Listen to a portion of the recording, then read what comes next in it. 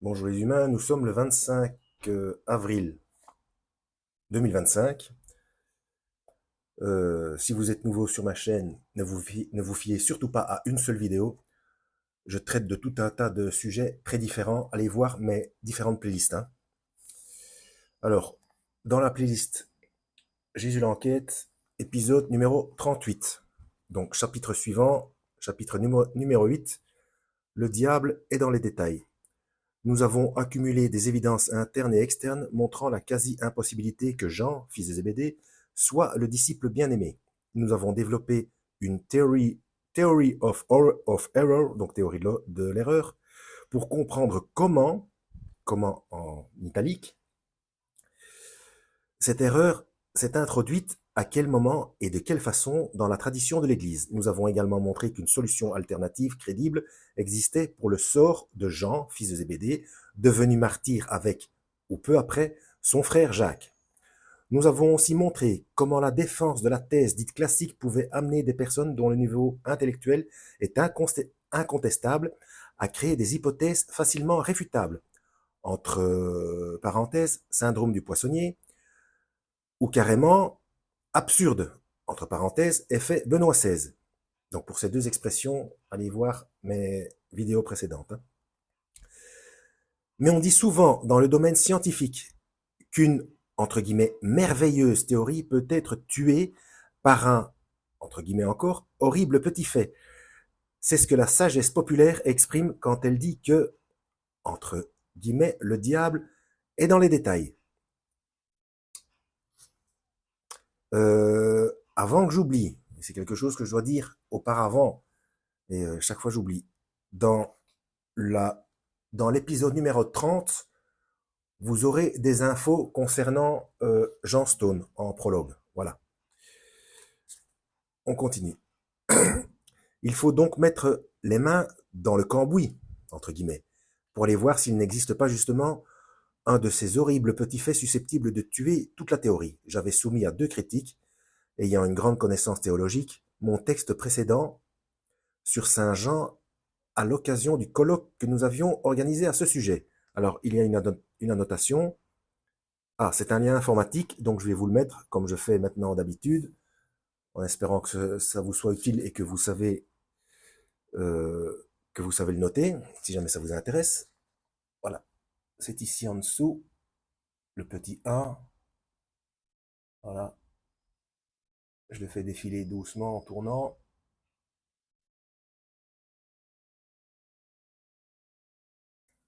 Voilà, normalement, si vous mettez de temps en temps pause, vous devriez pouvoir le lire, hein.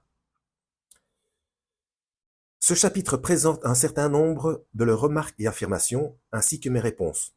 J'y évoquais aussi brièvement les autres thèses, celles qui font du disciple bien-aimé non pas Jean, fils de Zébédée, mais un autre personnage connu de l'Évangile. C'est le chapitre le plus long et le plus technique de l'ouvrage. C'est pourquoi si, à un moment, vous vous sentez, entre guillemets, noyé dans les détails, n'hésitez pas à sauter directement à la conclusion de ce chapitre, page 198 à 203, ou 198 à 203. Moi, je vais pas le faire parce que sinon, ça va décaler complètement la playlist, hein. Ici, je suis à la page 164 pour info. Au chapitre suivant, nous nous tournerons enfin vers la thèse moderniste, celle qui affirme que l'auteur, ou entre parenthèses, les auteurs, de l'évangile de Jean n'est pas un témoin direct des faits. Nous aurons alors terminé la première partie de notre quête.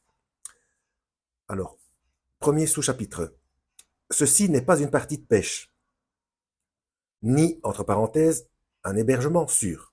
La critique potentiellement la plus dévastatrice est celle-ci. En Jean, chapitre 21, dans tout ce dernier chapitre, entre guillemets, rajouté de l'évangile de Jean, Jésus apparaît à ses disciples au bord du lac de Tibériade. C'est la 3e fois selon cet évangile que Jésus apparaît à ses disciples. Voilà ce que dit l'un de nos critiques. Pardon.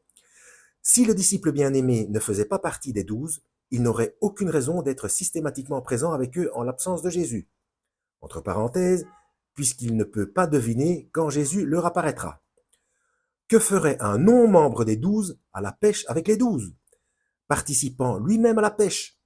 C'est absurde. Sa participation à la pêche prouve qu'il est bien un pêcheur. Personnellement, pour moi, rien n'est moins sûr, hein. Mais bon, on va continuer, on va voir où il veut en venir. Prenons d'abord les deux premières apparitions mentionnées par l'évangile de Jean. Le disciple bien-aimé, auteur du 4e évangile, il y a, a priori, en italique, enfin pour vous, comme ça, puisque, hein, bon, il y a a priori bien assisté. Cela ne devrait pas nous surprendre car, selon la thèse développée ici, ces apparitions ont eu lieu chez lui. En effet, comme le dit Jean chapitre 20 verset 19, les portes du lieu où se trouvaient les disciples étant fermées à cause de la crainte qu'ils avaient des Juifs, Jésus vint, se présenta au milieu d'eux. Ce fameux lieu fermé étant plus que probablement le même que celui où a eu lieu la scène et celui où a eu lieu au début des actes la rencontre des apôtres avec l'Esprit Saint. Oui, c'était la planque, hein, en fait.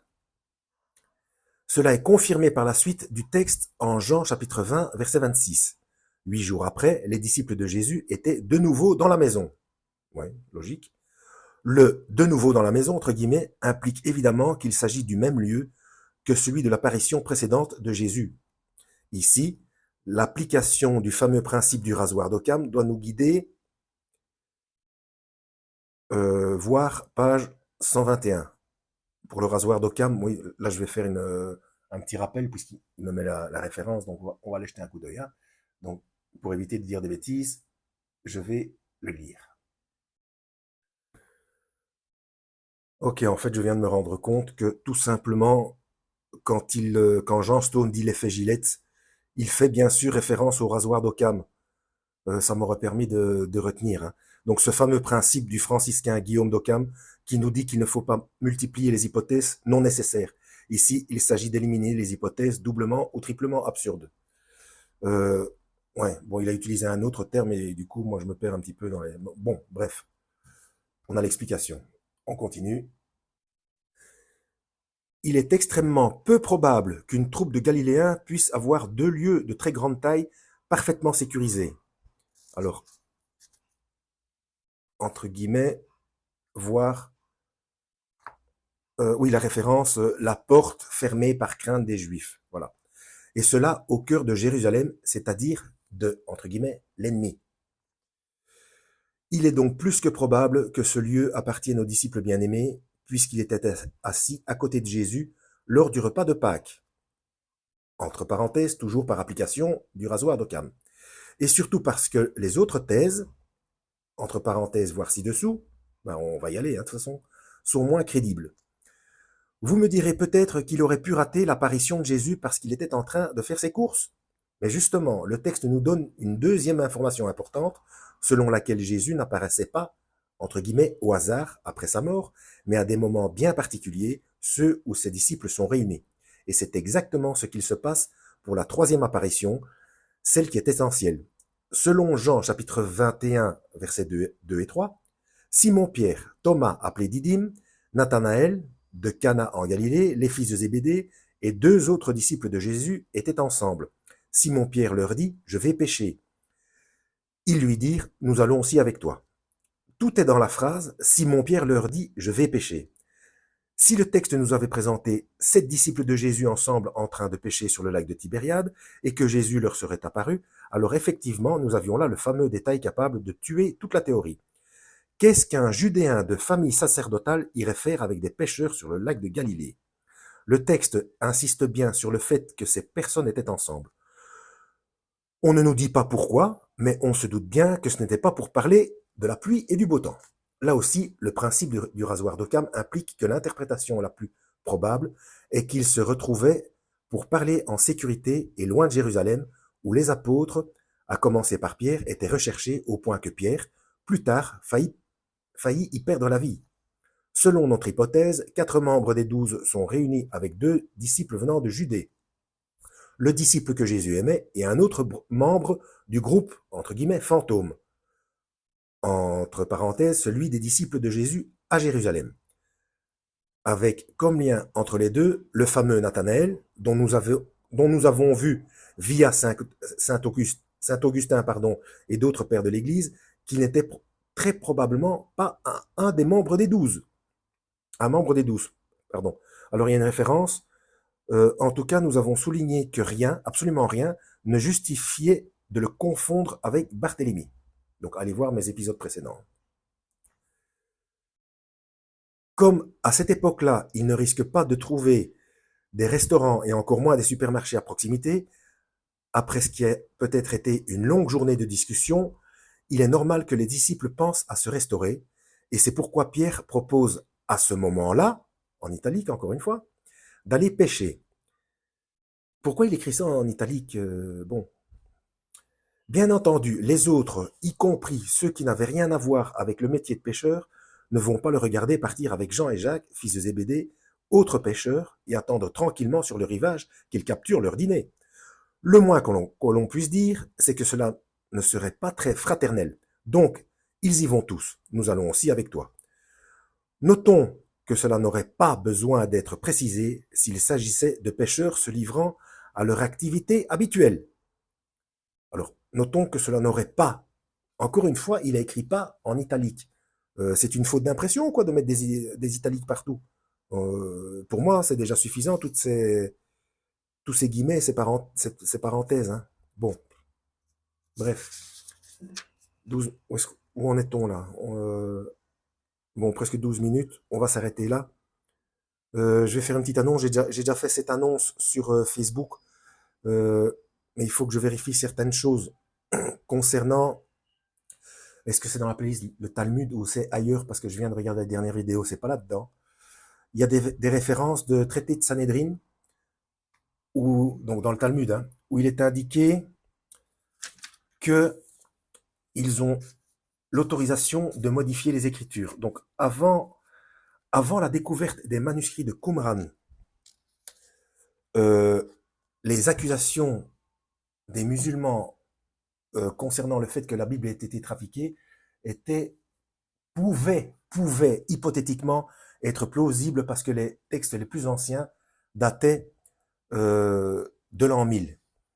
Seulement avec les manuscrits de la mer Morte, donc les manuscrits de Qumran, on arrive à des on arrive à des textes contemporains de Daniel, voire d'Ésaïe, je pense, et des textes contemporains du Christ, ou du moins de ceux ayant connu le Christ, donc les plus... Si, de l'an 20, je crois, de l'an 20, et ensuite 60, 70 ou 70, ensuite 95, 96, 95, 87, ben, bref. Donc, ça ne tient plus, ça ne tient plus. Seulement voilà, le premier, si je ne me trompe pas, toujours vérifier, hein, si je ne me trompe pas, à avoir compilé tous les textes, et donc pas avec les manuscrits de Qumran, forcément, puisqu'ils n'ont été découverts qu'en 1947, c'est Saint Jérôme, là je mets des guillemets dans saint, non pas qu'il soit saint, mais cette manie de mettre le mot saint, non pas à toutes les sauces, mais inversement, seulement sur certaines personnes, alors que ça veut dire séparé, mis à part. Donc j'explique ça dans ma playlist Perversion des codes de Dieu, hein, lorsque je donne des exemples de langage. Mais bon, je me perds en explication. Hein. Donc lui, il a pris des textes hébreux, etc., araméen, grec, et donc apparemment il aurait pris des textes, des évangiles en hébreu qu'il y avait en hébreu et en araméen, et non pas en grec. Donc il a tout compilé et écrit la fameuse Septante, donc en latin, et ensuite d'autres ont retraduit en hébreu, araméen et grec. Vous voyez où je veux en venir? Et dans un traité de Sanhédrin, j'ai oublié la référence, il est autorisé de modifier les textes. Alors vous allez me dire, oui, mais c'est catholique, c'est pas... Bon, renseignez-vous dans l'histoire, il y a eu des arrangements et des ententes dans les trois religions monothéistes. Comme j'ai déjà dit précédemment, Moïse Maïmonide, c'était le médecin personnel de Saladin. Donc, il y a toujours eu des... voilà. Donc, à vérifier, donc, mais pour moi, toujours, excepté la Bible des témoins de Jéhovah, c'est-à-dire la traduction du monde nouveau, qui n'est pas à prendre en compte parce qu'il y a trop de choses qui ont été modifiées et c'est dangereux. Les éditions chinoises, où même Yeshua, donc le Christ, il aide à la lapidation de la femme adultère et encore d'autres choses. Et la prochaine édition Vatican, qui apparemment, d'après oui dire, ça va pas être piqué des verres, il y aura des autorisations de péché, etc. Enfin, c'est une horreur. Quoi d'autre? Oui, à vérifier auprès de notamment Watchmen Québec, donc Jonathan. Donc apparemment, l'Osterwald, c'est bon parce qu'elle n'aurait pas été traduite d'après la, la, oh mince, la Septante. Ce serait un texte reçu. La King James aussi, mais la King James, ce serait qu'en anglais. Je crois que l'Osterwald aussi. Et oh mince, cette mémoire. Hein. Oui, donc la Louis II 21, il y a encore quelques petits problèmes, mais il y a énormément de corrections. Elle est bien meilleure que la second 1910. Euh, et c'est un signe de Dieu que c'est celle qui est le plus propagée parce que vu le prix, c'est 2,50 €. Et pendant le premier confinement, c'était 1,90 €, donc 1,90 €. Donc pour moi, c'est un signe que Dieu veut que tout le monde puisse s'informer. Hein. Donc, à part certains petits détails techniques, euh, parce que oui, ce que moi je veux vérifier, parce que ça c'est, en tout cas dans toutes celles que j'ai, il y a ce fameux verset, et moi je pense que c'est quelque chose qui a été trafiqué, parce que ça ne correspond pas à l'enseignement du Christ. À un moment donné, il dit, celui qui ne hait pas, donc du verbe haïr, qui ne hait pas son père, sa mère, ses enfants, etc., n'est pas digne de moi. Ça colle pas. Ça ne colle pas. On doit le tenir pour plus important que notre propre famille, mais on n'a pas le droit de... La haine est interdite. Donc il y a quelque chose qui colle pas par rapport à ça. Donc, ou alors il faudrait aller vérifier justement que moi je ne peux pas me procurer. Il faudrait aller vérifier dans Osterwald ou Lamartin. Je crois que Lamartin aussi s'est reçu. Euh, Enfin, bref. Mais pour bien faire, et on n'a pas accès, pour bien faire, il faudrait traduire nous-mêmes, depuis les manuscrits de la mer Morte, hein, depuis les manuscrits de Qumran. Hein. Voilà, j'ai tout dit. Mais donc, à part ce verset-là, qu'il faudrait décortiquer selon le texte original, enfin, texte original en grec, puisque c'est un évangile, alors que apparemment, Saint Jérôme aurait traduit ça, des évangiles originaux, en hébreu, s'il vous plaît, ou en araméen, donc dans la langue des contemporains de Jésus, dans la langue avec laquelle il parlait. Parce que c'est ensuite que ça a été hellénisé, donc traduit en grec, pour être divulgué partout. Vous voyez? Voilà. Je crois que j'ai dit tout ce qu'il y avait à dire, mais je referai une vidéo quand j'aurai plus de, de références exactes sous les yeux. Hein. Voilà. En espérant avoir été utile, toujours, lisez la Bible. Hein. Donc, à part celle que je vous ai dit. Donc, la seconde 21, celle qui est balancée partout, ça permet d'avoir le salut. Et les mises en garde et les instructions du Christ sont bonnes. Hein. Et aimez-vous les uns les autres, donc forcément, haïr sa famille, ça colle pas. Parce que, et Dieu ne se contredit pas. Donc, il y a quelque chose de louche là-dedans. Hein. Ouais. Ou alors, comme j'ai dit, il faudrait traduire, il faudrait voir enfin, je, je sais pas, mais ça colle pas. Et ça, c'est le genre de truc que l'Esprit Saint, c'est d'une évidence implacable. Hein. Bon, lisez la Bible, à la prochaine, et que Yahweh vous guide.